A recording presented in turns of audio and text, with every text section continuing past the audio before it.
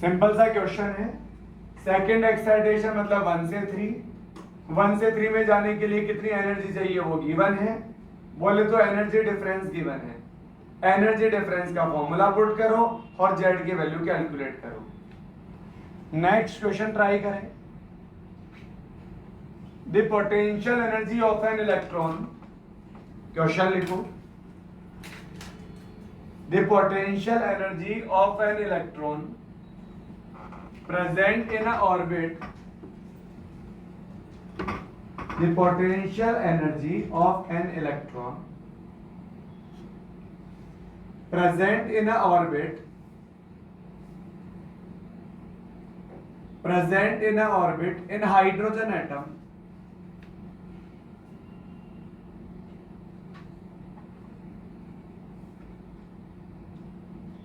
is minus 6.8 electrovolt per atom.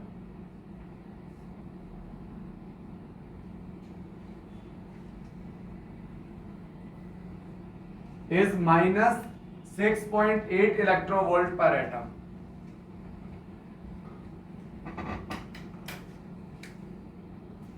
Find out kinetic energy, total energy and orbit number. Find out kinetic energy, total energy and orbit number.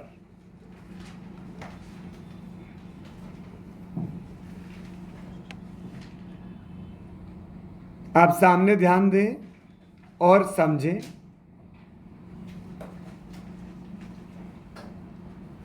अभी आपका test था, test में आपको हो सकता है कुछ क्वेश्चंस नहीं आए हों, तो वो आपको डाउट पे आके पूछने चाहिए।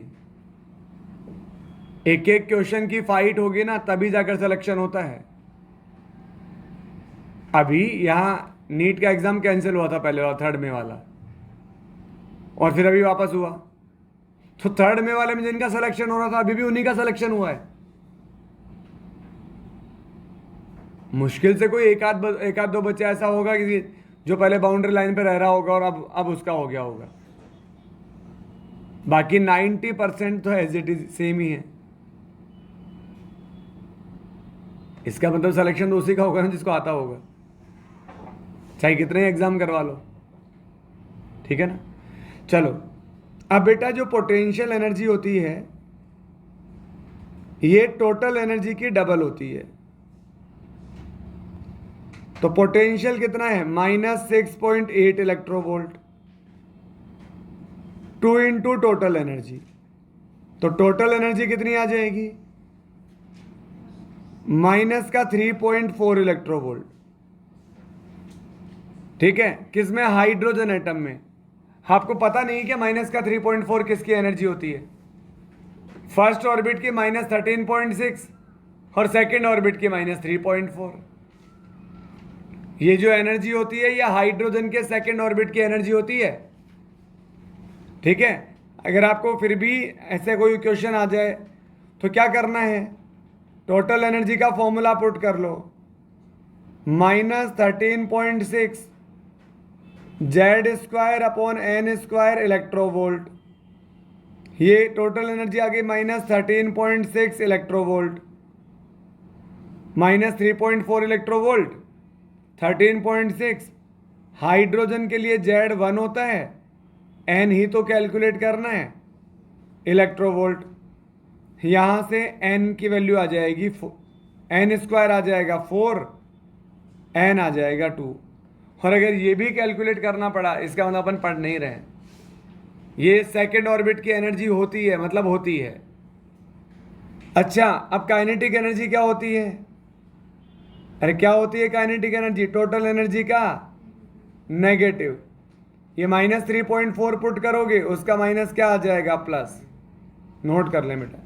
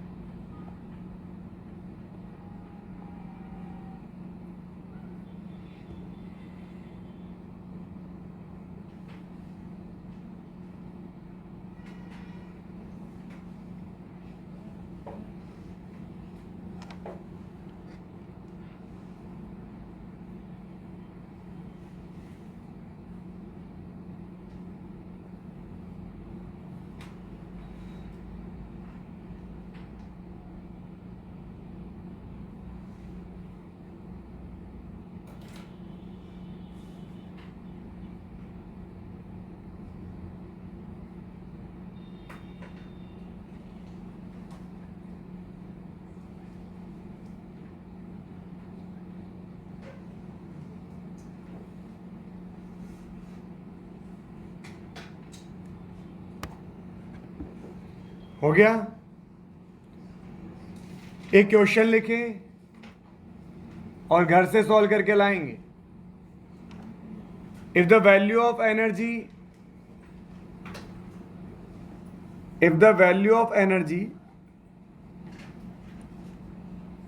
of an electron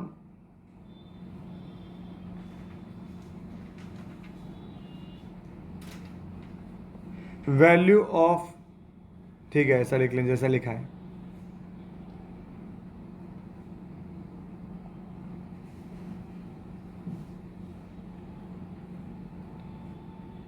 ये किसकी एनर्जी है? इलेक्ट्रॉन की। इलेक्ट्रॉन की एनर्जी क्या होगी? उस ऑर्बिट की एनर्जी जिस ऑर्बिट में वो रहेगा। अगर फर्स्ट ऑर्बिट में है तो जो फर्स्ट ऑर्बिट की एनर्जी है वो इलेक्ट्रॉन की एनर्जी है। अगर सेकंड ऑर्बिट की है तो सेकंड ऑर्बिट की जो एनर्जी है वो इलेक्ट्रॉन की एनर्जी है।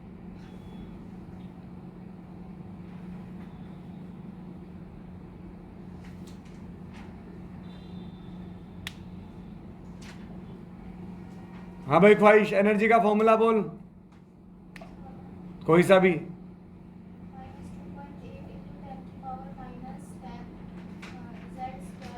अरे दूसरा वाला ही बोल दे, वो सिंपल है।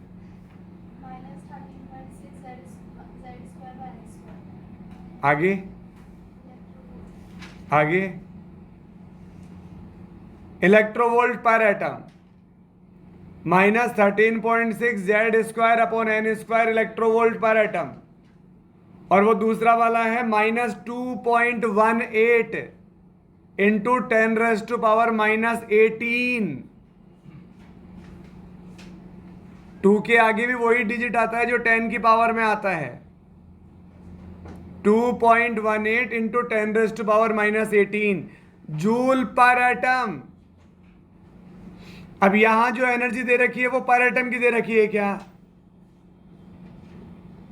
अरे बोलो भाई, क्या दे रखी है? पर मोल की। एक मोल में कितना नंबर होता है? एक मोल में कितना एटम होता है? Na atom. तो ये तो Na एटम की है, तो Na एटम की इतनी है तो 1 एटम की कितनी होगी? अरे बोलो, अगर Na एटम की इतनी है तो 1 एटम की कितनी? डिवाइड कर लोगे ना, डिवाइड। तो यहां से डिवाइड कर लोगे 78.4 बाई Na। अब ये आपके पास पर एटम की एनर्जी आ जाएगी, और पर एटम की एनर्जी आ गई तो एनर्जी का फॉर्मूला पुट कर लो। क्या पुट कर लो? एनर्जी का फॉर्मूला पुट कर लो। कौन सा एटम है? हाइड्रोजन। तो जेड पता है 1। अब यहां से एन की वैल्यू कैलकुलेट करनी है। आपके पास जो फॉर्मूला होता है एनर्जी का वो पर एटम में होता है, ठीक है। चले एक क्वेश्चन लिखो।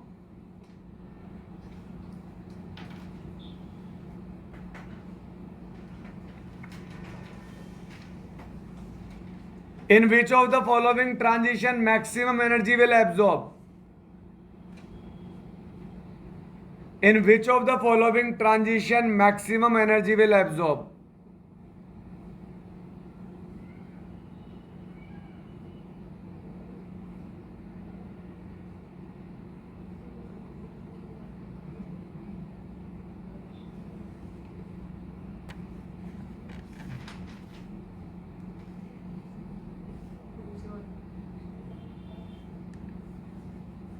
मैक्सिमम एनर्जी विल एब्जॉर्ब, बताएं भाई। हाँ भाई अर्णव।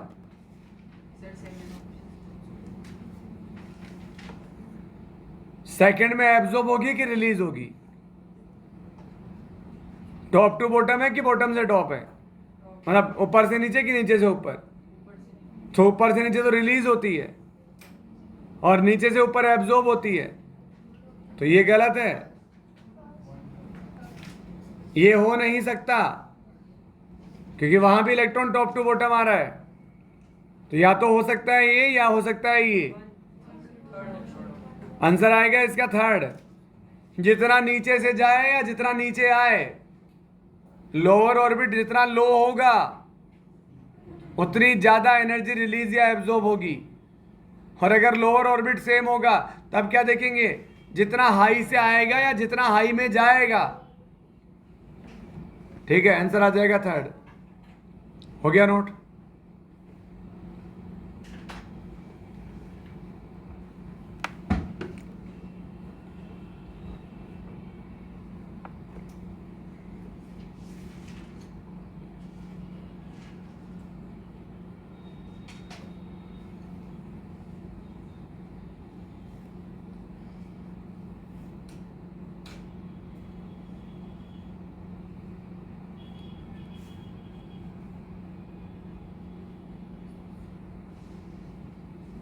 हो गया।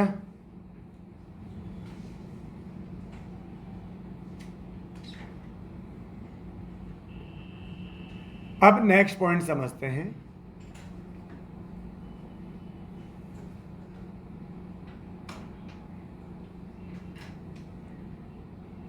नेक्स्ट हेडिंग लिखो स्पेक्ट्रम।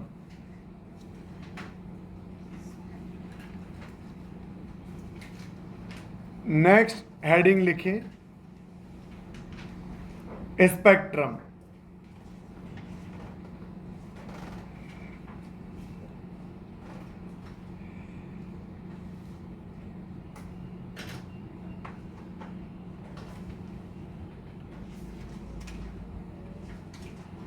हाँ जी, नेक्स्ट हेडिंग समझते हैं स्पेक्ट्रम। देखो, when radiations are passed through a prism, जब अपन रेडिएशंस को किसी प्रिज्म से पास करें तो प्रिज्म क्या करता है, उन रेडिएशंस को, इंसिडेंट वेव्स को, उनकी एनर्जी या फ्रीक्वेंसी या वेवलेंथ, मतलब उनकी एनर्जी के एक ऑर्डर में अरेंज कर देता है। क्या मीनिंग है सर इस बात का? इस बात का मीनिंग क्या है, तो देखो समझो। मेरे पास ये कोई हॉट सब्सटेंस है। हॉट सब्सटेंस क्या करेगा, हीट रेडिएट करेगा। कोई लाइट सोर्स है, लाइट इमिट करेगा एनर्जी के छोटे छोटे पैकेट्स के फॉर्म में। क्या कहते हैं उन्हें, फोटोन या क्वांटा। तो ये लाइट, ये हॉट सोर्स था, हॉट सब्सटेंस, यहां से कुछ रेज इमिट हुई और इधर अपन एक प्रिज्म रख दिया। अभी हो सकता है इन चारों में से वेवलेंथ किसी की ज्यादा हो, किसी की कम हो, कोई सीक्वेंस नहीं है। लेकिन प्रिज्म क्या करेगा, इनको इनकी एनर्जी के एक सीक्वेंस में अरेंज कर देगा।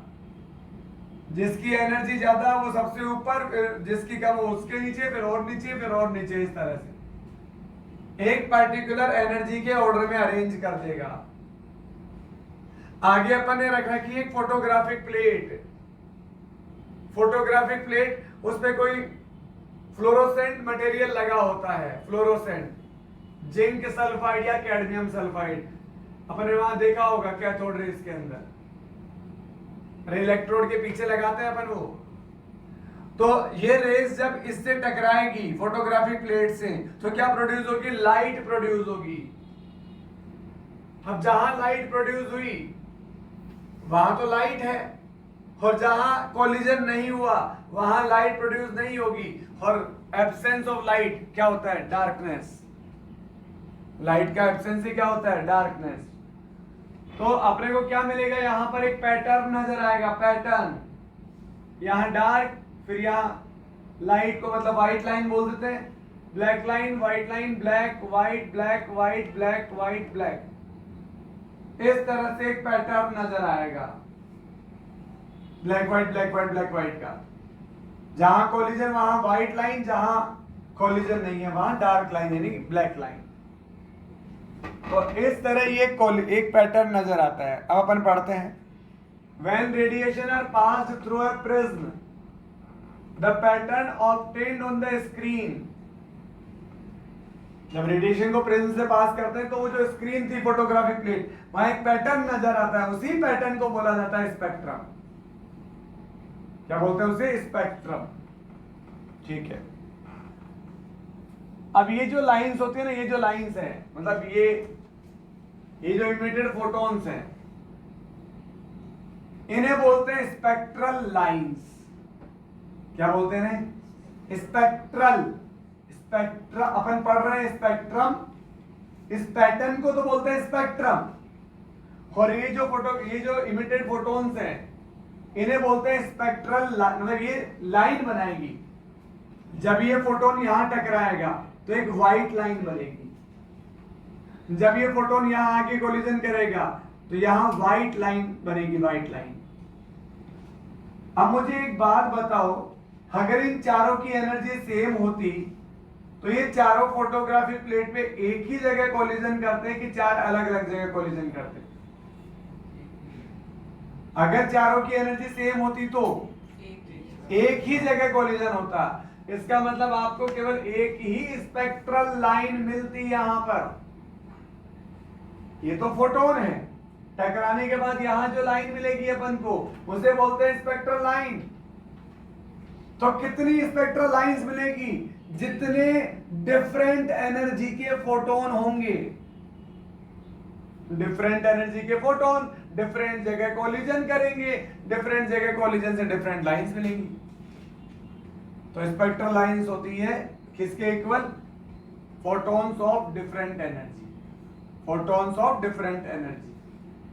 ठीक है, तो अब ये जो स्पेक्ट्रम होता है ये दो तरह का होता है। एक होता है इमिशन स्पेक्ट्रम, एक होता है एब्जॉर्प्शन स्पेक्ट्रम। इमिशन और एब्जॉर्प्शन, अगर लाइट इमिट हो रही है उसकी वजह से स्पेक्ट्रम मिल रहा है, पैटर्न मिल रहा है, तो इमिशन। अगर लाइट एब्जॉर्ब हो रही है उसकी वजह से पैटर्न मिल रहा है तो absorption spectrum. Emission spectrum, when object emits energy. Absorption spectrum, when object absorb energy. जब ऑब्जेक्ट एनर्जी जिसका स्पेक्ट्रम अपन बना रहे हैं, जैसे हाइड्रोजन का स्पेक्ट्रम बना के दिखाओ, तो अगर हाइड्रोजन एनर्जी एब्जॉर्ब कर रहा है तो उसका एब्जॉर्प्शन स्पेक्ट्रम आएगा। अगर हाइड्रोजन एनर्जी इमिट कर रहा है तो इसका इमिशन स्पेक्ट्रम आएगा। सब्सटेंस जो कर रहा है उसका वही स्पेक्ट्रम आएगा। तो when object absorb light, when object emit light. अब ये जो जैसे इमिशन हो रहा है तो दो तरह का स्पेक्ट्रम मिलेगा, कंटिन्यूअस और नॉन कंटिन्यूअस। नॉन कंटिन्यूअस को ही बोला जाता है डिस्क्रीट। नॉन कंटिन्यूअस को क्या बोलते हैं? डिस्क्रीट। क्या मीनिंग है इस बात का? ये कोई एटम है, हॉट सब्सटेंस, मतलब किसी एटम से मिलकर बना होगा, कोई एटम होगा। ये एटम में ऑर्बिट होते हैं, ऑर्बिट। अब इलेक्ट्रॉन कितनी एनर्जी इमिट करेगा? एनर्जी डिफरेंस के बराबर। सेकंड से फर्स्ट में तो उन दोनों के डिफरेंस के बराबर, थर्ड से फर्स्ट में आया तो उनके डिफरेंस के बराबर। तो इलेक्ट्रॉन हमेशा और एनर्जी डिफरेंस के बराबर की ही एनर्जी इमिट करेगा। और मैं ये सब कुछ आपको प्रूव करवा चुका हूं। फर्स्ट ऑर्बिट की एनर्जी -13.6, सेकंड की -3.4, थर्ड की -1.89, फोर्थ की 0.66। और अब ये डिफरेंस अगर आप देखोगे ना तो यहां आपको हर वैल्यू की एनर्जी नहीं मिल रही। हम डिफरेंस निकाल के देखो, आपको 1 इलेक्ट्रोवोल्ट नहीं मिल रहा, 2 इलेक्ट्रोवोल्ट नहीं मिल रहा। सारी वैल्यू मिलेगी तो बनेगा कंटिन्यूअस, और सारी वैल्यू नहीं मिलेगी तो कंटिन्यूअस नहीं बनेगा। तो एटम या मॉलिक्यूल जो स्पेक्ट्रम बनाते हैं वो हर वैल्यू की एनर्जी प्रोवाइड नहीं कर सकते। तो क्या बनाते हैं? Non continuous spectrum. कुछ पर्टिकुलर वैल्यू मिलेगी, जो वैल्यू मिली वो फोटोग्राफिक प्लेट पे टकरा गया फोटोन, उसके करस्पॉन्डिंग लाइट आ गई। लेकिन जो सन होता है ना, सन, वो सन हर वैल्यू की एनर्जी इमिट करता है। अब हर वैल्यू की एनर्जी इमिट, हर एनर्जी का फोटोन इमिट करेगा तो सब जगह कोलिजन होगा, सब जगह। और अगर सब जगह कोलिजन होगा तो सब जगह लाइट मिलेगी, और सब जगह लाइट मिलेगी तो इसे बोलते हैं कंटिन्यूअस वाइट स्पेक्ट्रम। क्या बोलते हैं? Continuous white spectrum. तो सन जो देता है वो देता है कंटिन्यूअस स्पेक्ट्रम, बाकी एटम या मॉलिक्यूल देते हैं वो नॉन कंटिन्यूअस या डिस्क्रीट। ये है डिस्क्रीट का मतलब कि सब जगह लाइट आएगी नहीं वहां। अब लाइन जो बना, अच्छा अभी स्पेक्ट्रम दो तरह का होता है, एक लाइन स्पेक्ट्रम, एक बैंड स्पेक्ट्रम। एटम बनाता है लाइन स्पेक्ट्रम, मॉलिक्यूल बनाता है बैंड स्पेक्ट्रम। सर अब ये क्या मतलब है? इसका मतलब ये है कि जैसे मान लो कोई मॉलिक्यूल है, let suppose H2 hydrogen molecule. अब अगर मान लो मेरे पास ये हाइड्रोजन मॉलिक्यूल है,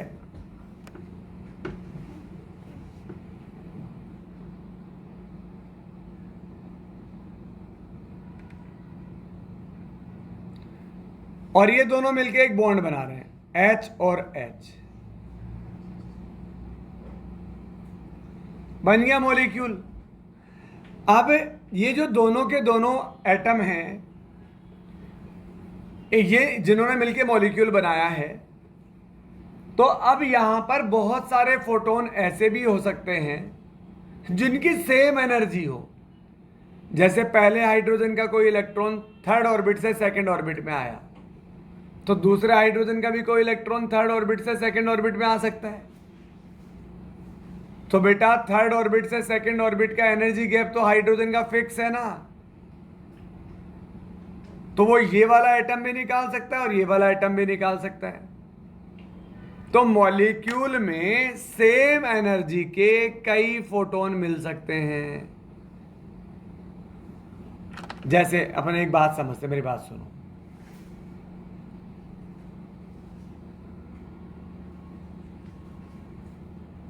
हाइड्रोजन एटम में इसकी एनर्जी -3.6, इसकी -3.4, 1.51, इसकी माइनस का 0.66। अब अगर मान लो एक ही एटम है और वो यहां है, यहां से यहां आएगा, अलग एनर्जी का फोटोन होगा। फिर वो इलेक्ट्रॉन तो एक ही है ना, अरे हाइड्रोजन में एक ही तो इलेक्ट्रॉन है। अब सेकंड टाइम में वो यहां से यहां आएगा, फिर थर्ड टाइम में वो यहां से यहां आएगा। इन तीनों फोटोन की एनर्जी अलग अलग है, क्योंकि एनर्जी डिफरेंस का फॉर्मूला क्या होता है? 13.6 Z² 1/n1² माइनस 1/n2²। हर बेटा अगर n1 n2 बदल जाएगा तो डेल्टा E बदल जाएगा। अच्छा, अब H2 में कितने इलेक्ट्रॉन है? दोनों हाइड्रोजन के पास एक एक इलेक्ट्रॉन, यानी 2 इलेक्ट्रॉन। पहला इलेक्ट्रॉन ऐसे आया, अब मान लो जो सेकंड इलेक्ट्रॉन है वो भी अगर ऐसे ही आ जाए तो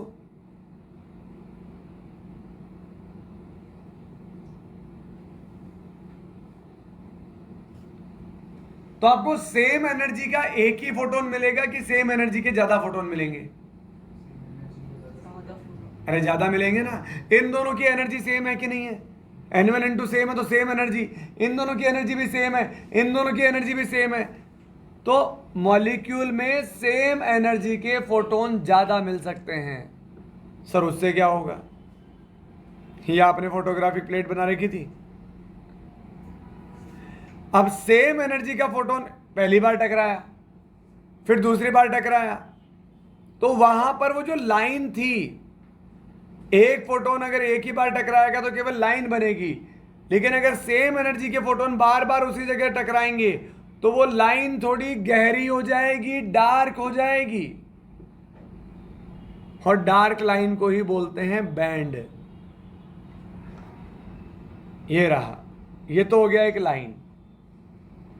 अब यहां पर अगर दोबारा वही फोटोन, सेम एनर्जी का फोटोन टकरा जाए, फिर से लाइन, फिर से लाइन, तो ये लाइन जो होगी थोड़ी इसकी थिकनेस बढ़ जाएगी, थोड़ी गहरी हो जाएगी लाइन। मतलब लाइन क्या बन गया? एक बैंड टाइप बन गया, तो बैंड कौन बना सकता है? मॉलिक्यूल। एटम बैंड नहीं बना सकता, क्योंकि एटम में तो सारे फोटोन क्या होते हैं? अलग अलग एनर्जी के होते हैं। चलो अपने से तो इतना कोई नहीं पूछेगा, बस आप ध्यान रखना। दो तरह के स्पेक्ट्रम होते हैं, कंटिन्यूअस, डिस्क्रीट। सन बनाता है कंटिन्यूअस और डिस्क्रीट बनाता है लाइन, एटम या मॉलिक्यूल, बस। अच्छा, अब ये हॉट सब्सटेंस है। ये हॉट सब्सटेंस क्या कर रहा है? एनर्जी इमिट कर रहा है कि एब्जॉर्ब कर रहा है? ये एनर्जी इमिट कर रहा है, यस और नो? ठीक है, तो इसका जो स्पेक्ट्रम मिलेगा ना, उसे बोलेंगे इमिशन स्पेक्ट्रम। क्या बोलेंगे उसे? Emission spectrum. दूसरा, ये रहा मेरा वो सब्सटेंस जिसका मुझे एनर्जी स्पेक्ट्रम बनाना है। अपन ने क्या किया? इससे पहले क्या पुट कर दिया? एक एनर्जी सोर्स पुट कर दिया। इससे पहले एक एनर्जी सोर्स पुट कर दिया। इससे पहले एनर्जी सोर्स क्या करेगा? लाइट इमिट करेगा। एनर्जी सोर्स क्या करेगा? लाइट इमिट करेगा। लाइट इमिट करा तो इस सब्सटेंस के ऊपर वो लाइट गिरी। सब्सटेंस ने क्या किया? इन फोटोन्स को एब्जॉर्ब कर लिया। इधर कितने फोटोन आ रहे थे? 4, लेकिन आगे पास कितने हुए? केवल 2। तो बाकी 2 फोटोन कहां गए? इस सब्सटेंस ने एब्जॉर्ब कर लिए। तो अपना सब्सटेंस एनर्जी एब्जॉर्ब कर रहा है, तो इसका जो स्पेक्ट्रम मिलेगा उसे क्या बोलेंगे अपन? Absorption spectrum. क्या बोलेंगे उसे? Absorption spectrum. आई क्या बात समझ में? Absorption spectrum. अब ये दो फोटोन आगे गए, 2 फोटोन प्रिज्म से टकराए, प्रिज्म ने उनको एनर्जी के ऑर्डर में अरेंज किया और आगे फोटोग्राफिक प्लेट पे भेज दिया। अब केवल कितनी जगह लाइट आएगी? 2 जगह। आनी कितनी जगह चाहिए थी? 4 जगह। तो 2 जगह मुझे क्या मिलेगा? अंधेरा। 4 जगह लाइट आनी चाहिए थी पर केवल 2 ही जगह आई, तो बाकी जो 2 एब्जॉर्ब हो गए उनकी जगह क्या मिलेगी? Black lines. ब्लैक लाइंस का मतलब क्या है? डार्क। ब्लैक लाइंस का मतलब अंधेरा है वहां पर। ठीक है, तो यहां पर जो मुझे 2 एक्स्ट्रा ब्लैक लाइंस मिल रही है, वो किस वजह से मिल रही है? वो उन फोटोन की वजह से मिल रही है जो एब्जॉर्ब हो रहा है। तो अपना सब्सटेंस वहां लाइट इमिट कर रहा था, इमिशन स्पेक्ट्रम। यहां लाइट एब्जॉर्ब कर रहा है, एब्जॉर्प्शन स्पेक्ट्रम। अपने को तो केवल इमिशन स्पेक्ट्रम पढ़ना है। ठीक है, तो आप ये नोट कर लें बेटा।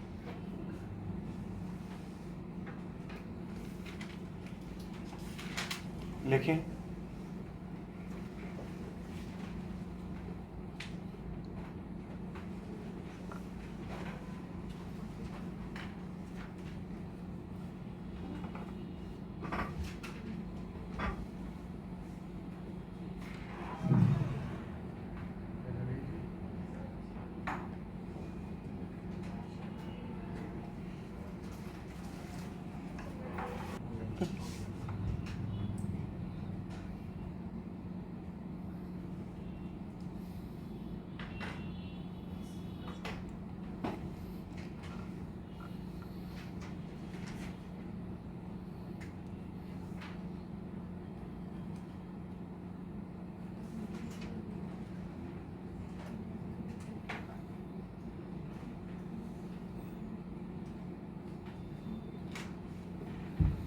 ऊपर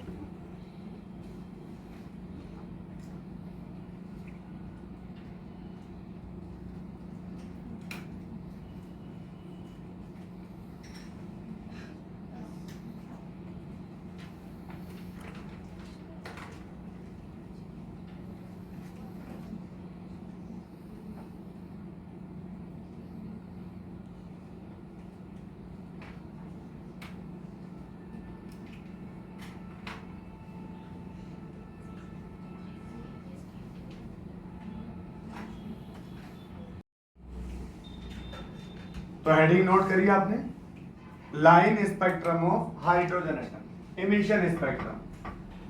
अब आप देखो और समझो।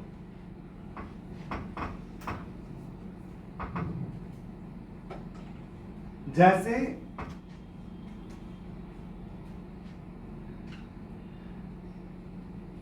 इलेक्ट्रॉन किसी भी ऑर्बिट से आए, अगर फर्स्ट ऑर्बिट में आ रहा है, फर्स्ट ऑर्बिट में आ रहा है, तो फर्स्ट ऑर्बिट के करस्पॉन्डिंग अपन इसे बोलेंगे लाइमन सीरीज।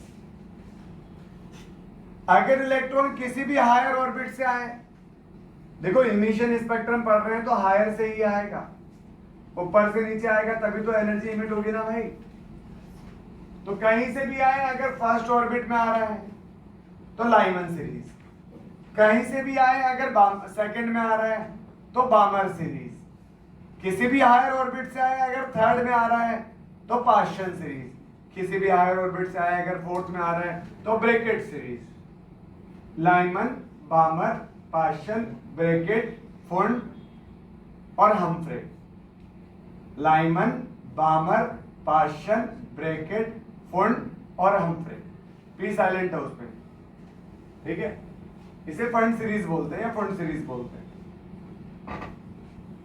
लाइमन सीरीज से रिलेटेड जो रीजन बनता है उसे बोलते हैं अल्ट्रा वायलेट रीजन। ये क्या होता है, ये रीजन क्या होता है? देखो वेवलेंथ की एक रेंज होती है, अगर वेव्स की वेवलेंथ यहां से यहां तक होगी तो उसके लिए अल्ट्रा वायलेट। फिर एक दूसरी डिफाइन होती है कि 4000 से अगर 8000 एंगस्ट्रॉन तक होगी तो उसे बोलते हैं विजिबल रीजन। ऐसे एक रेंज होती है, वो रेंज अपन को याद नहीं करनी।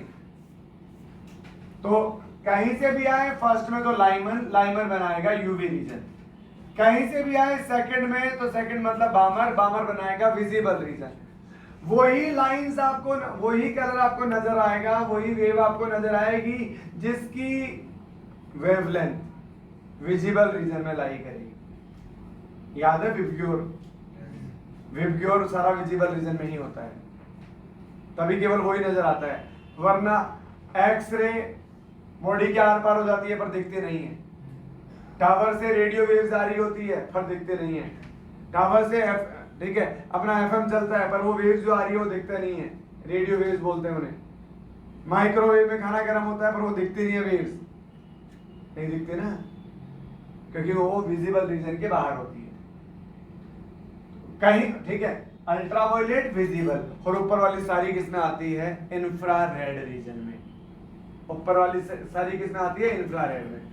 अगर अपने से पूछा जाए कि आप find out total IR rays, total number of infrared rays, तो अब एक काम करो, टोटल रेज निकाल लो, उसमें से अल्ट्रावायलेट और विजिबल को हटा दो, टोटल निकाल के उसमें से यूवी रेज को हटा दो और विजिबल को हटा दो। अरे टोटल में तो तीनों आएंगी ना, विजिबल भी, यूवी भी आएगी, विजिबल भी आएगी और आईआर भी आएगी। तो टोटल में से अगर इन दोनों को हटा दो तो क्या बची? फिर आईआर ही तो बची, ठीक है। तो इस तरह से अब एक बात और है, जैसे आप इसमें हायर ऑर्बिट मानो, सिक्स्थ ऑर्बिट, हायर ऑर्बिट कौन सा मान लें पर एक बार? Sixth orbit. अगर सिक्स्थ ऑर्बिट है हाईएस्ट ऑर्बिट, तो बताओ लाइमन सीरीज से रिलेटेड लाइंस कितनी है? अगर सिक्स्थ है तो, अगर सिक्स्थ है तो इसको हटाना पड़ेगा क्योंकि इनफाइनाइट से तो कोई आएगा नहीं। अगर सिक्स्थ हाईएस्ट ऑर्बिट है तो इलेक्ट्रॉन 6 से 1 में आ जाए, या 5 से आ जाए, या 4 से आ जाए, या 3 से आ जाए, या 2 से आ जाए। तो इस एक को हटा दो तो कितनी लाइंस बची? 5। अगर सिक्स्थ ऑर्बिट से फर्स्ट ऑर्बिट में आ रहे हैं तो मैक्सिमम लाइंस लाइमन सीरीज से रिलेटेड कितनी मिलेगी आपको? 5। दूसरा क्वेश्चन, बामर सीरीज से रिलेटेड लाइंस कितनी मिलेगी? अगर 6 से आ रहा है तो ये तो इनफाइनाइट वाला है, इसे छोड़ दो। बाकी ये कितना है? 6 से आ जाए, 5 से आ जाए, 4 से आ जाए और 3 से आ जाए, 4 ही मिलेगी ना। अच्छा, पार्शियल सीरीज से रिलेटेड लाइंस कितनी है? 3 कौन कौन सी? भाई पार्शियल का मतलब कहां आना है? थर्ड में आना है। 6 से आ जाए, 5 से आ जाए और 4 से आ जाए, 3 तो मिल सकती है। इनिशियल में 3 ही तो मिल सकती है। ब्रैकेट सीरीज से रिलेटेड लाइंस कितनी होंगी? ब्रैकेट यानी कहां आना है? फोर्थ में। कहां आना है? फोर्थ में। और हाईएस्ट ऑर्बिट कौन सा है? 6, तो 6 से आ जाए और 5 से आ जाए, खत्म बस। तो किसी सीरीज से, अच्छा ओके, एक बात और, इन सारी सीरीज से रिलेटेड लोअर ऑर्बिट तो फिक्स होता है, लेकिन हायर ऑर्बिट फिक्स नहीं होता, वो ऊपर वाला कोई भी हो सकता है। जैसे लाइमन का लोअर ऑर्बिट कितना होगा? 1, और लाइमन का हायर कितना होगा? 2, 3, 4, 5, 6, 7, 8 अप टू इनफाइनाइट, कुछ भी हो सकता है। बामर का लोअर ऑर्बिट कितना होगा? 2। बामर का मतलब कहां आना है? 2 में आना है। और हायर ऑर्बिट कौन सा होगा? ऊपर वाला कोई भी, 3, 4, 5, 6, ऊपर वाला कोई भी। पास्चन के लिए लोअर ऑर्बिट कितना होगा? 3। हायर ऑर्बिट कोई भी, ऊपर वाला। ब्रैकेट के लिए लोअर ऑर्बिट कितना होगा? 4। हायर ऑर्बिट कोई सा भी, ऊपर वाला। अरे बोलो जरा, सही बात है ना भाई? अच्छी बात। तो ये कुछ बातें हैं इसके लिए। अब किसी सीरीज से रिलेटेड टोटल लाइंस कितनी होंगी? जैसे लाइनमैन से रिलेटेड टोटल लाइंस कितनी होंगी? बामर से रिलेटेड टोटल लाइंस कितनी होंगी? पास्चन से रिलेटेड टोटल लाइंस कितनी होगी? इसका एक फॉर्मूला होता है n2 माइनस n1। क्या होता है? n2 minus n1। जैसे इसी क्वेश्चन में प्रूव कर लेते हैं। 6 ऑर्बिट से इलेक्ट्रॉन आ रहे हैं नीचे, तो लाइमन से रिलेटेड लाइंस कितनी मिलेंगी आपको? 5। कौन कौन सी? 6 से 1, 5 से 1, 4 से 1, 3 से 1 और 2 से 1, 5 तो मिल सकती है। अच्छा, n2 माइनस n1 करो, ठीक है? 6 माइनस 1, ये लाइमन का मतलब 1 में आनी है और हाईएस्ट 6 से आ रही है। अच्छा, बामर से रिलेटेड लाइंस कितनी होंगी? 6 माइनस 2। अरे n2 माइनस n1, तो बामर का n1 कितना होता है? 2 होता है, और आ कहां से रही है? 6 से। तो आप ये तो बिना ऐसे बिना फॉर्मूले के भी कर सकते हो यार, कि बामर में तो यार 6 से आ रही है, तो 6 से 2, 5 से 2, 4 से 2 और 3 से 2, बस ये तो चार आ सकती है। तो किसी सीरीज से रिलेटेड लाइंस का फॉर्मूला होता है n2 minus n1, n2 minus n1। समझ आई क्या बता? ठीक है, तो चलो आप एक पहले इतना नोट कर लो, ये सारा नोट कर लो जल्दी से।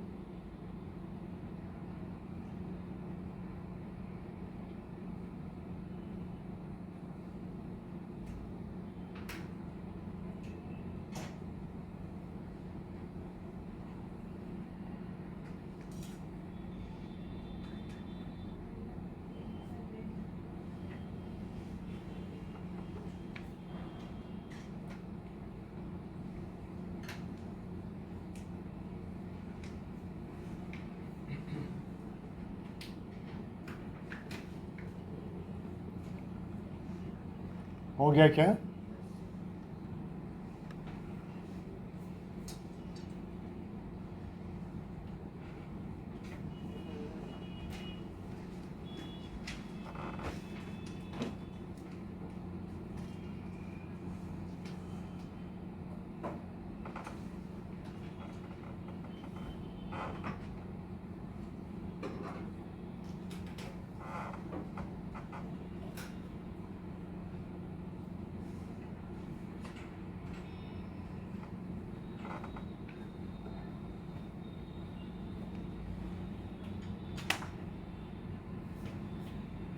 यार अपना ना ये अपना बैच लेट स्टार्ट हुआ है ना, और जो ख़त्म कोर्स कंप्लीशन की जो डेट होती है वो तो सेम ही होती है,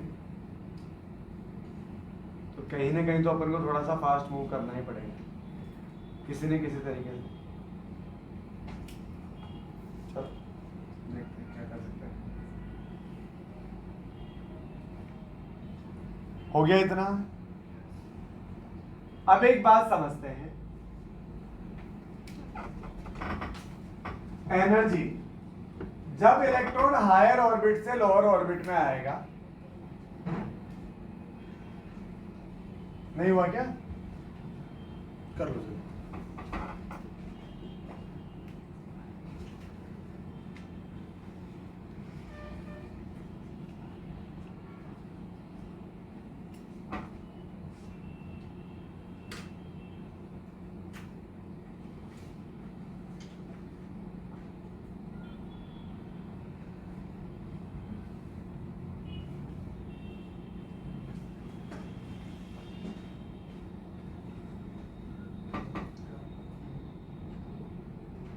हाँ जी,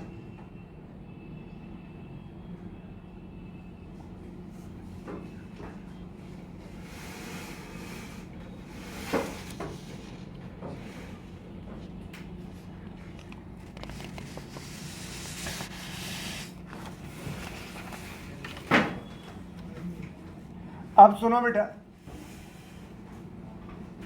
यहां इलेक्ट्रॉन किसी हायर ऑर्बिट से लोअर ऑर्बिट में आ रहा है। हायर ऑर्बिट से लोअर ऑर्बिट में आ रहा है तो एनर्जी क्या करेगा? इमिट। कितनी एनर्जी इमिट करेगा? अरे उनके डिफरेंस के बराबर की, जितना उनके ऑर्बिट के बीच का एनर्जी डिफरेंस होगा उतनी एनर्जी इमिट करेगा। एक बात।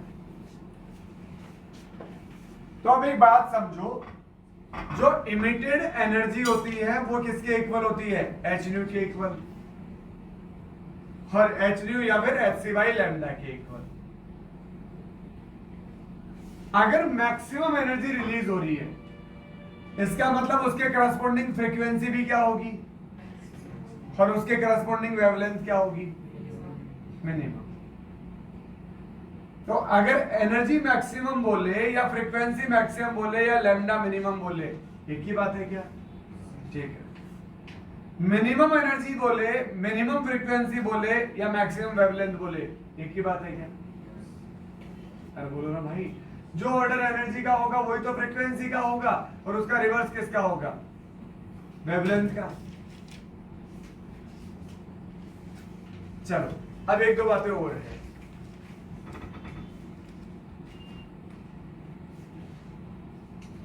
First line of any series कि पहली लाइन कहां से आएगी? जैसे लाइमन है, लाइमन में सबसे पहले लाइन कहां से आएगी? सेकंड से। अरे लाइमन का मतलब फर्स्ट में आनी है, तो फर्स्ट में लाइन कहां से आएगी? सेकंड से। फर्स्ट लाइन आती है जस्ट ऊपर से, सेकंड लाइन आती है दो ऊपर से। अरे जो लाइन बोले ना उतना उसके लोअर ऑर्बिट में ऐड कर दो। जैसे लाइमन का लोअर ऑर्बिट कितना होता है? 1। अब वो बोल रहा है फर्स्ट लाइन, तो लोअर में 1 ऐड कर दो, कितना आएगा? 2, यानी 2 से 1। लाइमन की 10th लाइन, तो लाइमन का लोअर क्या होगा? 1, उसमें 10 ऐड कर दो, कितना हो गया? 11। तो क्या हो जाएगा ट्रांजिशन? 11 से 1। तो बामर की फर्स्ट लाइन, बामर का लोअर कितना होता है? 2। फर्स्ट लाइन मतलब 1 ऐड करना है, तो 3 से 2, बामर की फर्स्ट लाइन क्या होती है? 3 से 2, 3 से 2। बामर की फोर्थ लाइन क्या हो जाएगी? 7 कैसे हुआ यार? 6 से 2 है ना। बामर क्या? लोअर ऑर्बिट 2, और फोर्थ लाइन मतलब उसमें 4 ऐड कर दो, तो 2 + 4 7 थोड़ी होता है, 6 ही तो होता है। आपको समझ में आई क्या? First line of Lyman series 2 से 1, second line of Lyman series 3 से 1, लोअर में 2 ऐड कर दो। nth line of Lyman series, तो लोअर में n ऐड कर दो, तो लोअर में लाइमन का लोअर कितना होता है? 1, और nth लाइन मतलब कितना ऐड करना है? n, तो n + 1 से 1। ठीक है। फर्स्ट लाइन को बोलते हैं अल्फा लाइन, सेकंड लाइन को बोलते हैं बीटा लाइन। जैसे बामर की अल्फा लाइन कौन सी होगी? बामर की अल्फा लाइन मतलब बामर की फर्स्ट लाइन, फर्स्ट लाइन, तो बामर मतलब कहां आना है? सेकंड में, तो फर्स्ट लाइन कौन सी होगी बामर में? थर्ड से 2, थर्ड से 2, 3 से 2। ठीक है। फर्स्ट लाइन को बोलते हैं लाइमन अल्फा, सेकंड को बोलते हैं बीटा, थर्ड को बोलते हैं gamma. Alpha beta gamma, alpha beta gamma, alpha beta gamma, alpha line, beta line, gamma line, alpha line, beta line, gamma line. ठीक है। एक होता है लास्ट लाइन, एक टाइम आती है कि क्या होगी? Last line. लास्ट लाइन क्या होती है? लास्ट लाइन कहां से आ सकती है? इनफाइनाइट से। तो किसी भी सीरीज की लास्ट लाइन होती है इनफाइनाइट से n1। n1 क्या है? Lower orbit. अरे हर सीरीज का लोअर ऑर्बिट तो फिक्स है ना। तो लास्ट लाइन को ही लिमिटिंग लाइन भी बोलते हैं। क्या बोलते हैं उसे? लिमिटिंग लाइन, लिमिटिंग या लास्ट लाइन। ठीक है। तो देखो क्या है,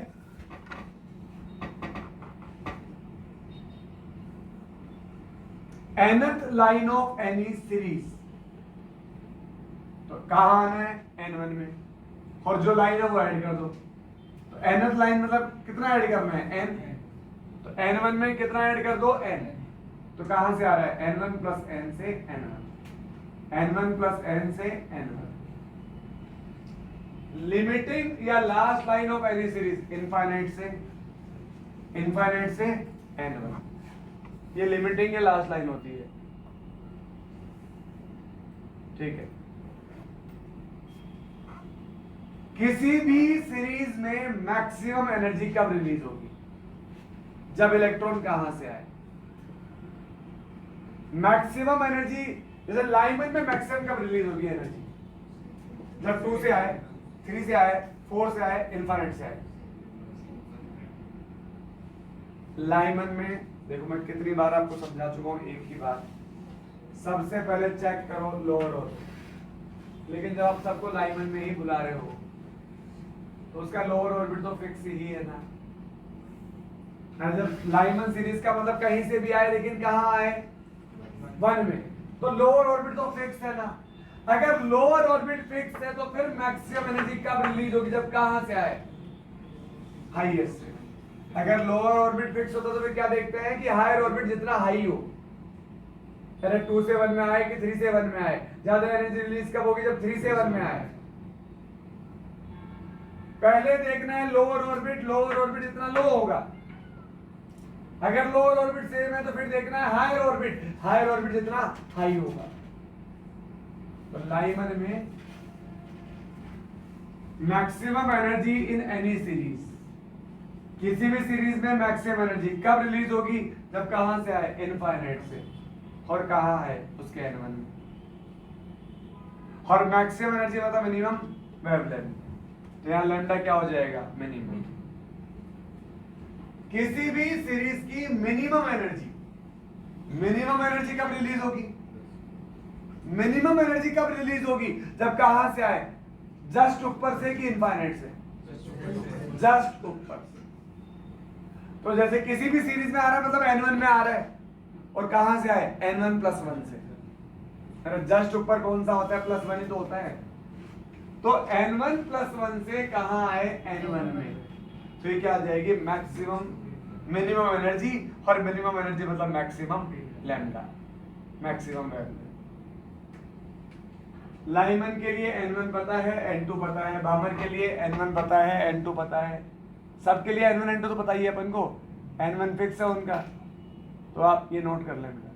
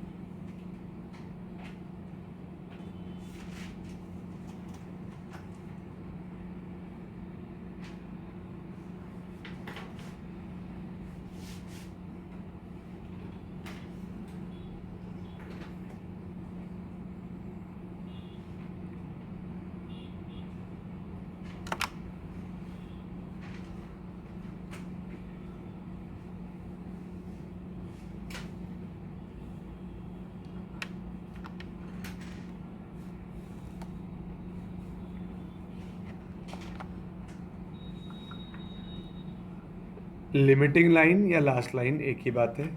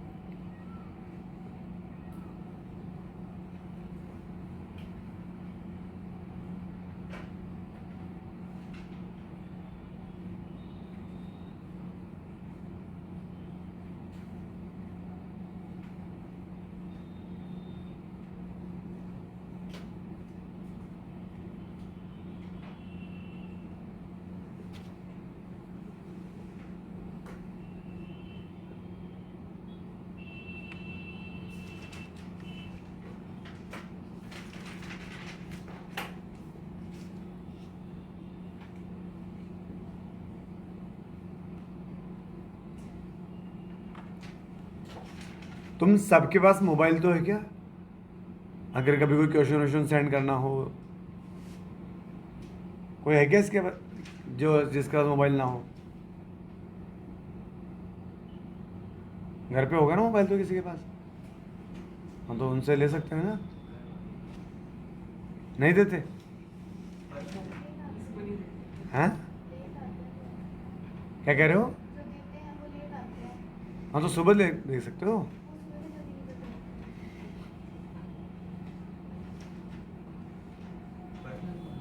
नहीं नहीं पर्सनल नहीं, घर पे किसी का फोन हो यार, किसी का।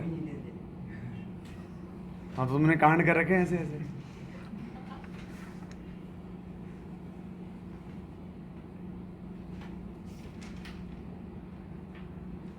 कोई जैसे कोई वर्क आया हो मोबाइल पे तो भी नहीं देते? नहीं बता देते भाई ये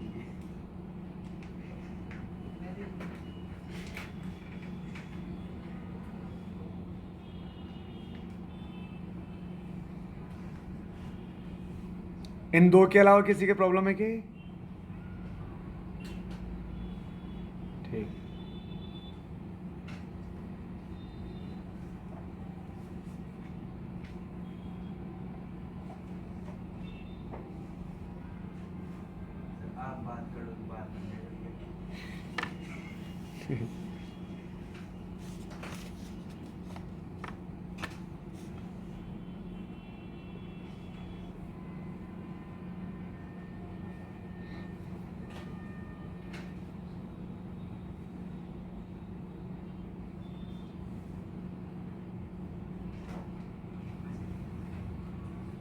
हेडिंग लिखिए, calculation of number of spectral lines.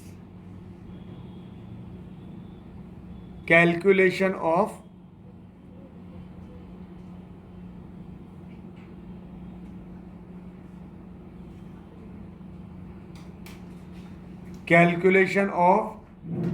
Number of spectral lines.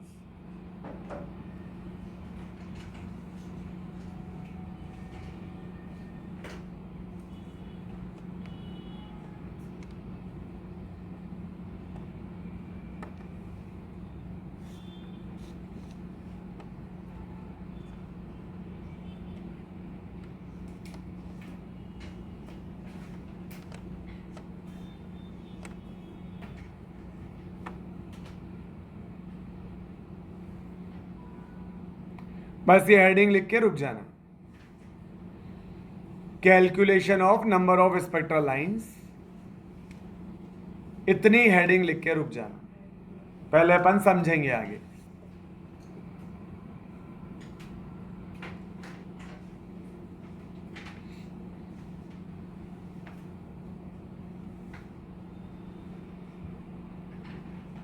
चलो अब आगे देखते हैं और समझते हैं।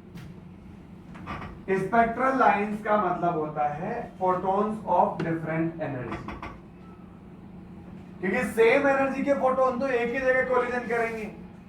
फोटोग्राफिक प्लेट पर एक ही जगह कोलिजन करेंगे और एक ही जगह कोलिजन करेंगे तो एक ही लाइन मिलेगी। अगर आपको अलग अलग जगह लाइन चाहिए तो अलग अलग जगह कोलिजन करना पड़ेगा। अलग जगह कोलिजन तो तभी होगा जब उसकी एनर्जी अलग होगी। तो number of spectral lines equal to photons of different energy. Different energy, वो डिफरेंट लिखा है। अब कितनी स्पेक्ट्रल लाइंस मिल सकती है, इसका एक फॉर्मूला होता है।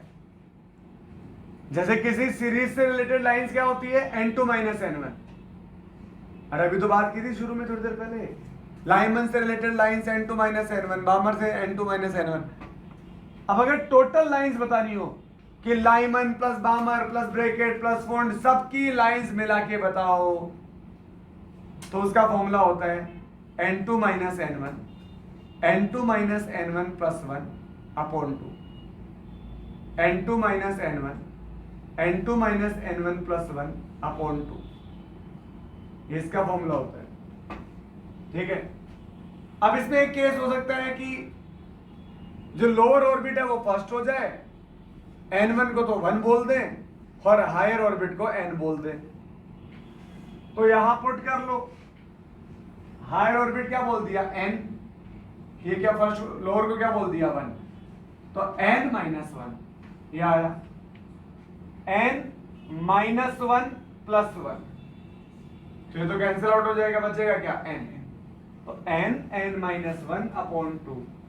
तो नंबर ऑफ स्पेक्ट्रल लाइंस का फॉर्मूला हो जाएगा अगर वो फर्स्ट ऑर्बिट में आ रहे हो तो। जैसे अगर क्वेश्चन है कि एक सैंपल है मेरे पास, सैंपल का मतलब होता है बहुत सारे एटम। अब हाइड्रोजन क्या होता है, सिंगल इलेक्ट्रॉनिक, तो एक एटम है तो एक ही इलेक्ट्रॉन है, और बहुत सारे एटम है तो बहुत सारे इलेक्ट्रॉन है। अरे एक एटम में एक इलेक्ट्रॉन, 10 एटम में 10 इलेक्ट्रॉन, 100 एटम में 100 इलेक्ट्रॉन।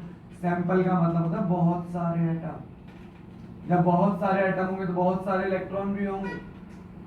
क्या होंगे, इलेक्ट्रॉन।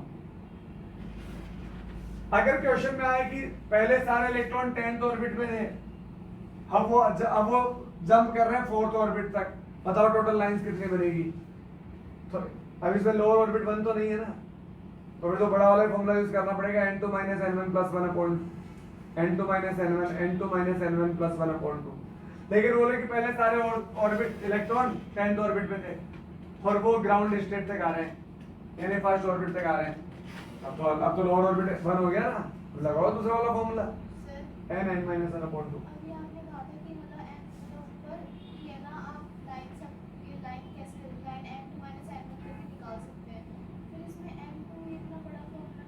अरे n2 माइनस n1 तो क्या है, वो तो लाइमन की हो, किसी सीरीज से रिलेटेड लाइंस है।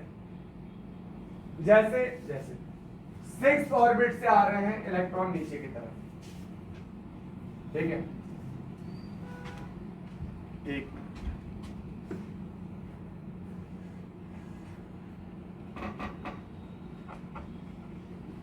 6 से आ रहे हैं नीचे की तरफ, तो लाइमन से रिलेटेड लाइंस कितनी होगी, 6 minus 1, n2 minus n1। 6 minus 1 कितना होता है, 5, याद रखना 5।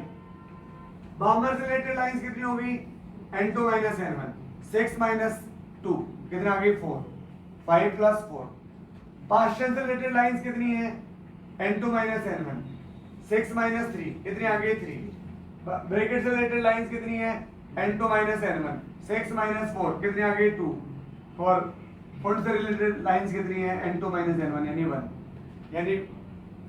यानी 1 प्लस 2 प्लस 3 प्लस 4 प्लस 5, इन्हें ऐड करोगे ना फिर वही आएगा n2 minus n1, n2 minus n1 plus 1 upon 2, जो उसको सोल्व करने से आएगा, ठीक है ना।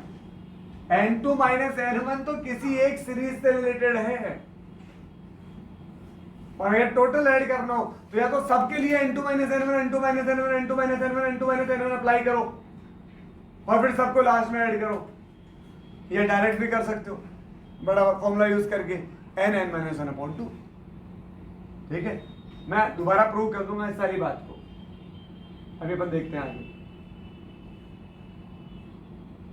ये आ गया, if in sample only 1 atom is present, कितना एटम है, एक ही एटम है। अगर एक ही एटम है तो कितनी लाइंस रिलीज हो सकती है, जैसे अगर ये 4 ऑर्बिट है, मैक्सिमम कितने लाइंस इमिट हो सकती है एक में, अगर एक ही इलेक्ट्रॉन, एक ही एटम है तो एक ही एटम है तो एक ही इलेक्ट्रॉन होगा, क्योंकि बोहर का atomic model single electronic species पे एप्लीकेबल है। किस पर, सिंगल इलेक्ट्रॉनिक स्पीशीज पर, यानी एक एटम में एक इलेक्ट्रॉन होगा। अब एक इलेक्ट्रॉन पहले 4th में था तो कितने लाइन से आएगी, 4 से 3 एक लाइन, 3 से 2 दूसरी लाइन, और 2 से 1 तीसरी लाइन। तो किसी अगर एक ही एटम है तो मैक्सिमम कितने लाइन इमिट कर सकता है, n2 माइनस n1। अरे 3 लाइन निकली ना, 4 माइनस 1 करो कितना आएगा, 3 ही तो आएगा। 4, अरे हायर कितना है 4, लोअर कितना है 1, तो 4 माइनस 1 कितना आ रहा है, 3 ही तो आ रहा है। तो अगर सैंपल में एक ही एटम है तो मैक्सिमम कितने लाइंस आ सकती है, maximum 3 n2 minus n1 lines आ सकती है, और मिनिमम तो एक। 4 से सीधा 1 में आ जाए, 4 से सीधा कहाँ आ जाए, 1 में खत्म कहानी, एक लाइन मिली बस। तो अगर स्टेप बाय स्टेप आएगा तो मैक्सिमम मिलेगा, मैक्सिमम कितना मिलेगा, n2 माइनस n1, और सीधा छत से सीधा नीचे आ गया तो बस 1 लाइन मिलेगी, ये मैक्सिमम ये मिनिमम, ठीक है। If in sample only 1 atom is present, then maximum number of spectral lines equal to n2 ns n1, और minimum spectral line कितनी मिलेगी, 1। Number of spectral lines related to any series, किसी भी series से related lines कितनी होगी, n2 minus n1, ठीक है। किसी भी सीरीज से रिलेटेड लाइंस अपन बात कर चुके हैं, तो आप एक बार ये फॉर्मूला नोट कर लो, फिर मैं क्वेश्चन करते हैं। ये समझ में तभी आएंगे जब क्वेश्चन करेंगे। एक बार क्वेश्चन करते हैं, पहले इनको नोट कर लो।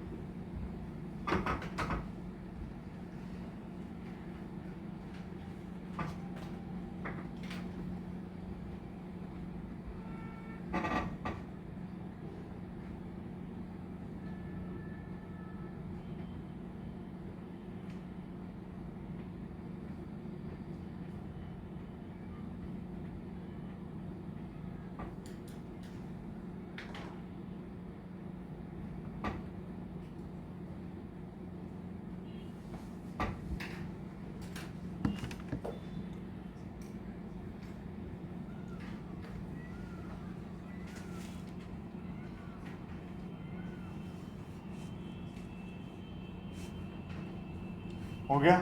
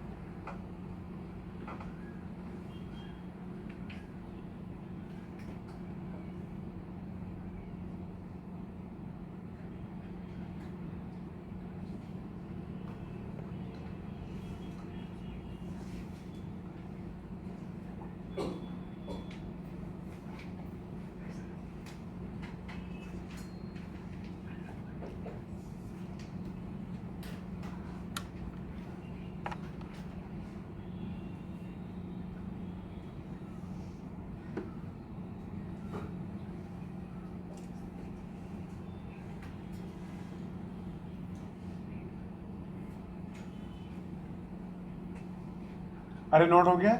एक क्वेश्चन लिखो। In hydrogen atom electron moves from nth orbit to first orbit.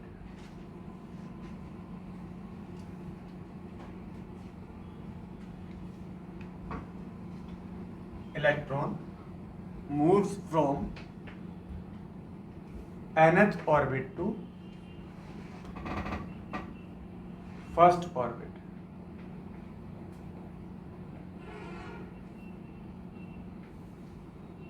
Taking multiple transition.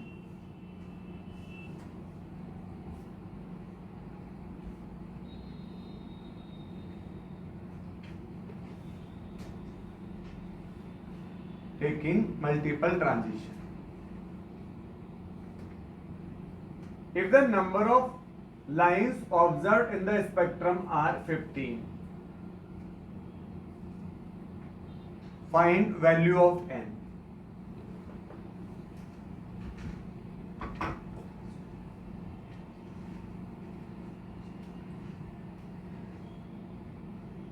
अगर इलेक्ट्रॉन nth ऑर्बिट से फर्स्ट ऑर्बिट में आते हैं तो फॉर्मूला क्या होता है? n(n-1/2) n(n-1/2). ये तो होती टोटल स्पेक्ट्रल लाइंस, और वो देख कितने रहती है? 15। तो यहां से n की वैल्यू बताओ कितनी है? बताओ यार ना, 4 आएगी n की वैल्यू कैसे?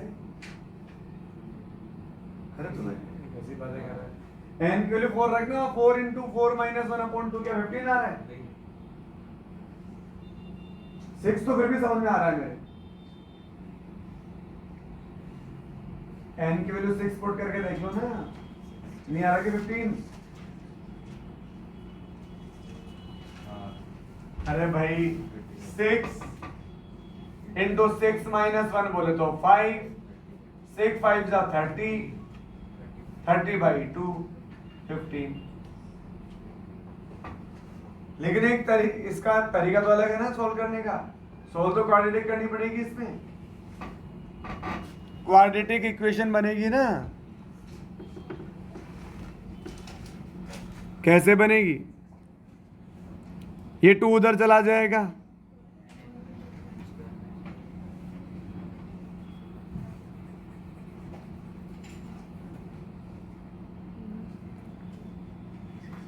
ये आएगा n² -n, ये 30 उधर चला जाएगा, वो 30 इधर आ जाएगा तो क्या बन जाएगा? माइनस का 30।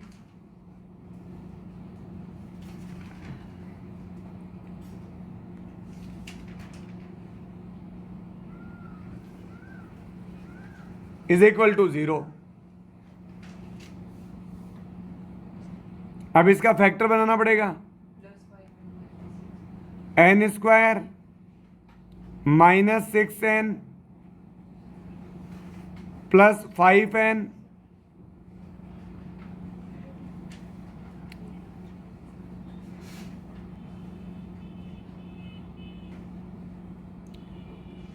माइनस का 30 इक्वल टू 0।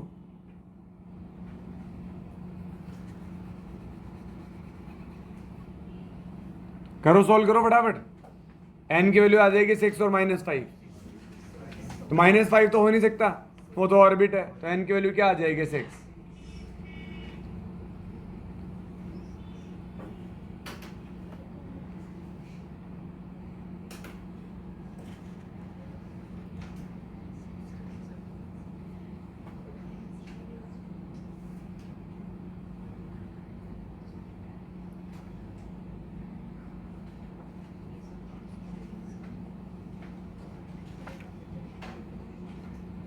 इसे आप सोल्व कर सकते हैं खुद से।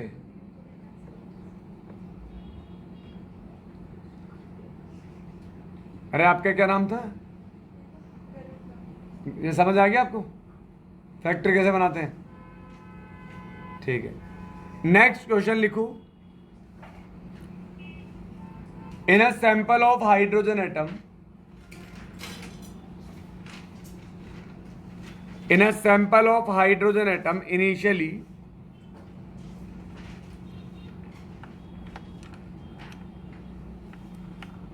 all electron are present in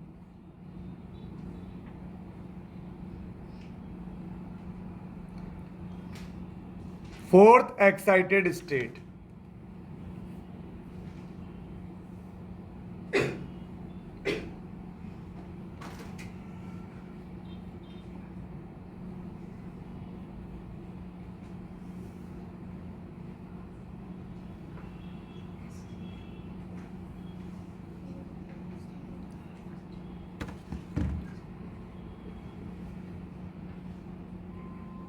Find out maximum number of spectral lines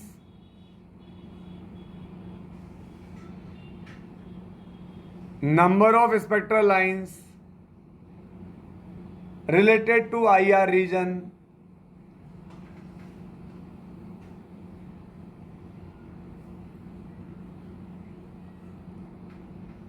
number of spectral lines in Balmer series, Lyman series, UV region, visible region.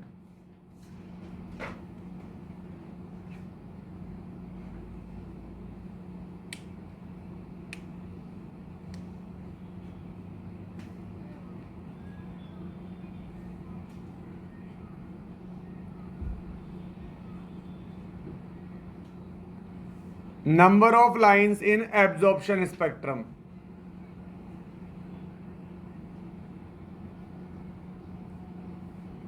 Number of lines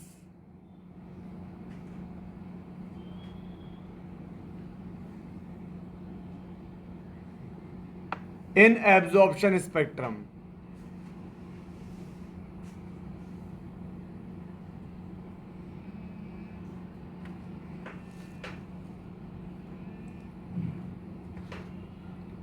Minimum number of atom required to show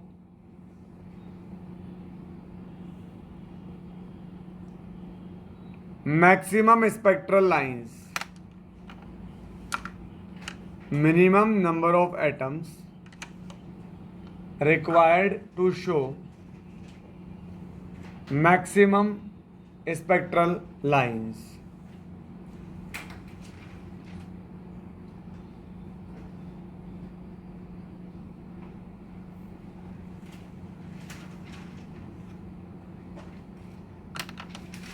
Emission lines.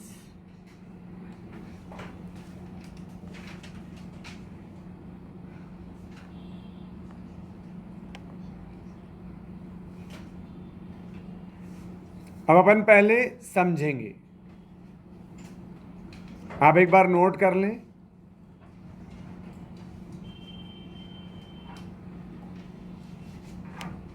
हाँ भाई दिया, fourth excited state कौन सा होता है? Fifth orbit, यानी fifth orbit से ground orbit में आ रहा है, ग्राउंड स्टेट में आ रहा है। समझे? तो देखो, सबसे पहला क्वेश्चन पूछा है maximum number of spectral lines. तो maximum number of spectral lines ये रही n(n-1/2).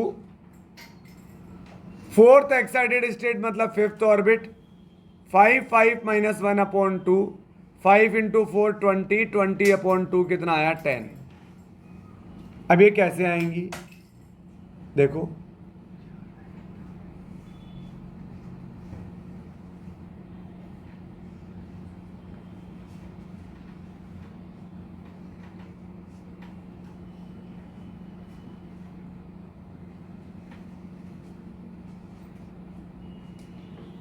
कहीं से भी आए, फर्स्ट में आ जाए तो Lyman series.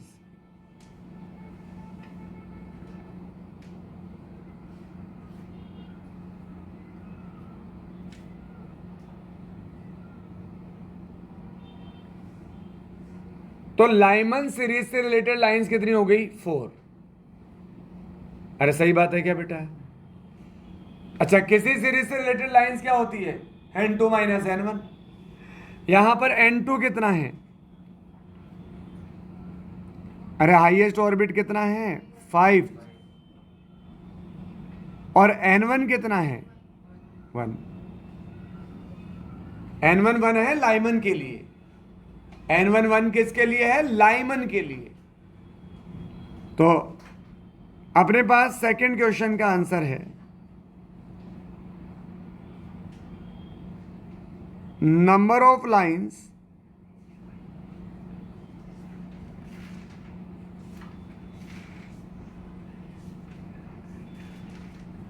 related to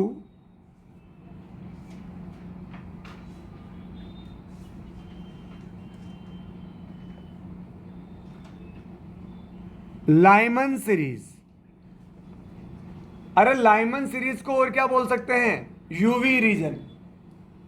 Lyman series किस रीजन में होती है? यूवी रीजन में। तो number of lines related to Lyman series या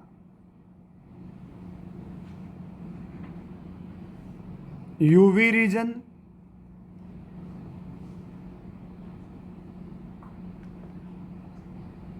इसका फॉर्मूला होता है n2 - n1।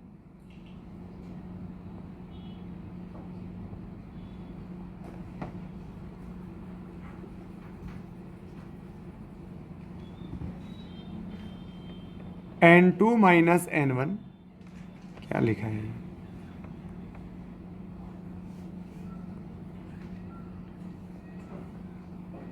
n2 कितना है? 5। n1 कितना है? 1। कितना आ जाएगा? 4। आगे बात, इतना लिखने की जरूरत नहीं थी, यहां से भी दिख रहा था साफ। अच्छा, बामर के लिए कहीं से भी आए सेकंड में आ जाए।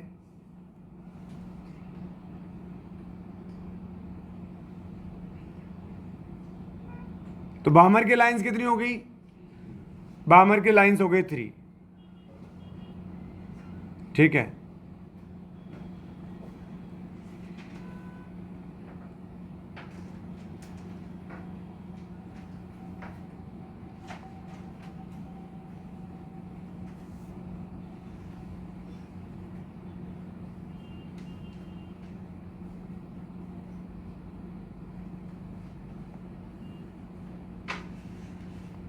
चलो लाइमन से रिलेटेड लाइंस होगी n2 - n1, 5 - 1 4। बामर से रिलेटेड 5 - 2 कितना आ गया? 3। पास्टन से रिलेटेड 5 - 3 कितना आ गया? 2। और ब्रैकेट से रिलेटेड 5 - 4 कितना आएगा? 1। बस। अगर यूवी पूछेगा तो कितना आंसर आ जाएगा? 4। विजिबल पूछेगा तो कितना आंसर आ जाएगा? 3। फिर बाकी दोनों क्या है? इंफ्रारेड। तो इंफ्रारेड पूछेगा तो आंसर क्या आ जाएगा? 2 + 1 कितना आ जाएगा? 3। इंफ्रारेड निकालने का एक तरीका और भी है।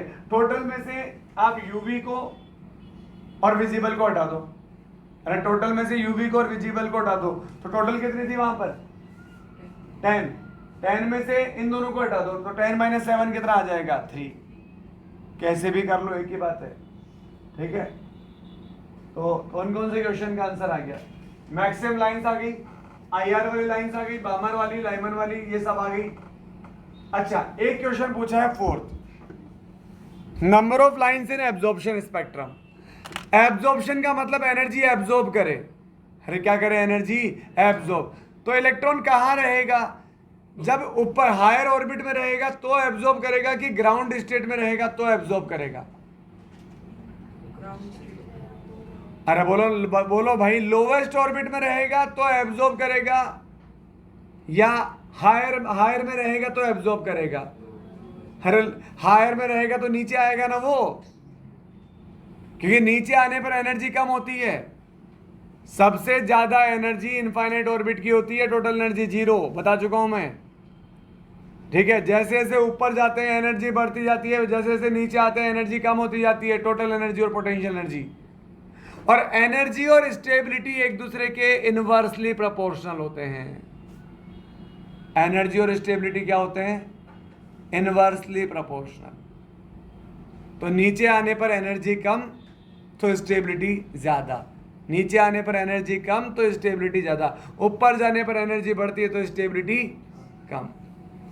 इसलिए ऊपर वाले इलेक्ट्रॉन तो हमेशा नीचे ही आना चाहेंगे, लेकिन जो बेचारा ग्राउंड स्टेट में वो और कहां जाएगा इससे नीचे, तो ग्राउंड वाला कहां जाएगा, ऊपर जाएगा। तो ग्राउंड वाली कौन सी लाइंस होती है, ग्राउंड स्टेट का मतलब फर्स्ट ऑर्बिट, फर्स्ट ऑर्बिट वाली लाइंस कौन सी होती है, लाइमन, लाइमन सीरीज। तो केवल लाइमन सीरीज ही एब्जॉर्प्शन स्पेक्ट्रम में आएगा, क्योंकि लाइमन वाला कहां आ जाता है, ग्राउंड स्टेट यानी फर्स्ट ऑर्बिट में आ जाता है, ठीक है। तो number of lines in absorption spectrum, number of spectral line UV region वही आ गया सेम, विजिबल ये रहा। Number of lines in absorption spectrum, number of lines in ground state या लाइमन सीरीज। याद रखना इसके आगे डबल स्टार लगा हुआ है, अलग से नहीं पढ़ाया मैंने इसको, मैंने क्वेश्चन के साथ ही करवा दिया इस टॉपिक को। तो लाइमन सीरीज से रिलेटेड लाइंस कितनी होती है, n2 - n1 कितना आ जाएगा 4, ठीक है। एक लास्ट क्वेश्चन है इसके अंदर, आप इतना तो नोट करें, चलो इतना तो नोट करें, लास्ट क्वेश्चन बाद में करेंगे।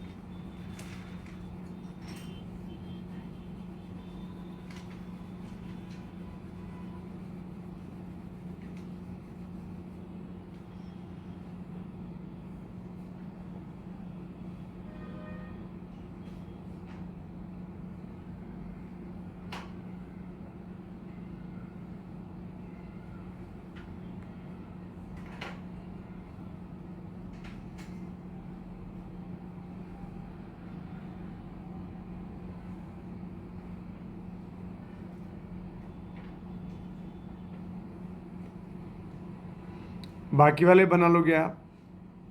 कहीं से भी आए, पास्चर में आ जाए, थर्ड में।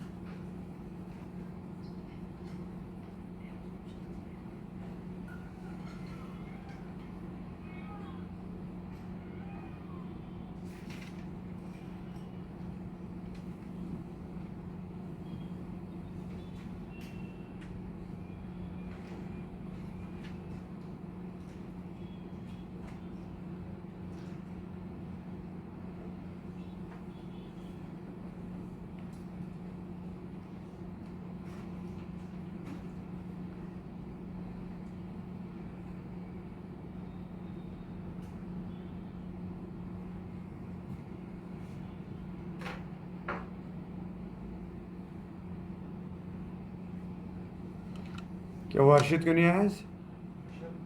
ऋषभ ऋषभ तबीयत खराब।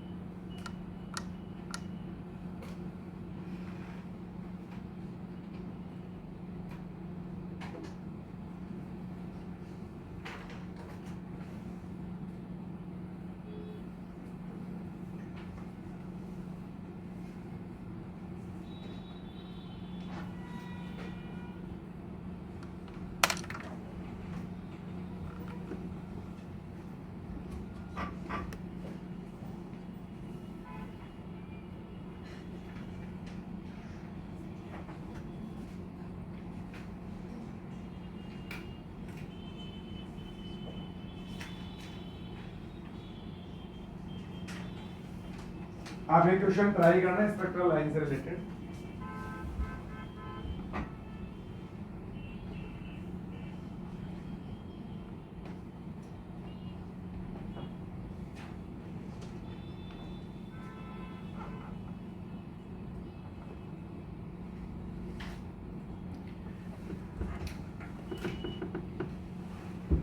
हो गया क्या नोट इतना?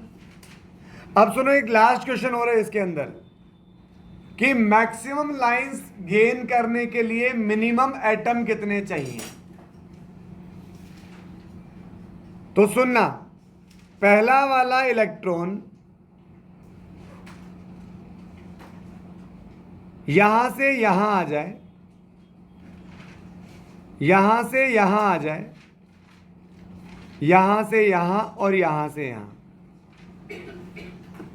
मेरी बात ढंग से सुनो, बोहर का एटॉमिक मॉडल किसके लिए एप्लीकेबल होता है? सिंगल इलेक्ट्रॉनिक स्पीशीज के लिए। तो इसका मतलब जितने एटम उतने इलेक्ट्रॉन। तो पूछ रहे कि मैक्सिमम लाइंस कितनी है? मैक्सिमम लाइंस 10 आपने निकाली ना, मैक्सिमम लाइंस 10। उन 10 लाइंस के लिए आपको एटम कितने चाहिए? चलो, पहले इलेक्ट्रॉन यानी पहले एटम के एक जो इलेक्ट्रॉन है उसने कितने लाइंस निकाल दी आपके पास? 4। दूसरा एटम का दूसरा इलेक्ट्रॉन सेकंड यहां से यहां आ जाए और यहां से यहां आ जाए। इन दोनों की एनर्जी उनमें से किसी के साथ भी मैच करेगी क्या? नहीं करेगी। N1 N2 अलग है तो नहीं करेगी मैच। ये सेकंड इलेक्ट्रॉन मतलब सेकंड एटम का सेकंड इलेक्ट्रॉन, ये यहां से यहां आ जाए, फिर यहां से यहां आ जाए और यहां से यहां आ जाए। ये वाले दोनों तो काउंट नहीं होंगे। अरे ये काउंट क्यों नहीं होंगे? क्योंकि ये सेम एनर्जी का यहां मिल चुका है और ये सेम एनर्जी का यहां मिल चुका है। तो डिफरेंट एनर्जी के फोटोन चाहिए अपन को। तो ये थर्ड एटम, भाई एक एटम मतलब एक इलेक्ट्रॉन, तो जितने इलेक्ट्रॉन चाहिए मतलब उतने एटम भी चाहिए। अच्छा बस एक 5-10 सेकंड का और है। अब ये यहां से यहां आ जाए और यहां से यहां आ जाए, इसकी एनर्जी तो डिफरेंट है बट इसकी एनर्जी तो सेम है ना इनसे। अगला ये यहां से यहां आ जाए और फिर सीधा यहां से यहां आ जाए, इसकी जितनी एनर्जी तो पहले आ चुकी है पर ये तो डिफरेंट है ना। और एक लास्ट सीधा यहां से यहां आ जाए, इस एनर्जी का फोटोन तो कहीं मिला ही नहीं था। काउंट कर लो 10 फोटोन मिल गए क्या? 1 2 3 4 5 6 7 8 9 और 10। इन 10 फोटोन्स के लिए, इन 10 डिफरेंट एनर्जी के फोटोन्स के लिए कितने इलेक्ट्रॉन चाहिए? 1 2 3 4 5 6 इलेक्ट्रॉन, मतलब 6 एटम, क्योंकि सिंगल इलेक्ट्रॉनिक स्पीसीज होती है बोर के अंदर। चलो इस क्वेश्चन को मैं दोबारा समझाऊंगा नेक्स्ट टाइम पे, है ना। अभी इसको रहने दो। ओके, थैंक यू बेटा।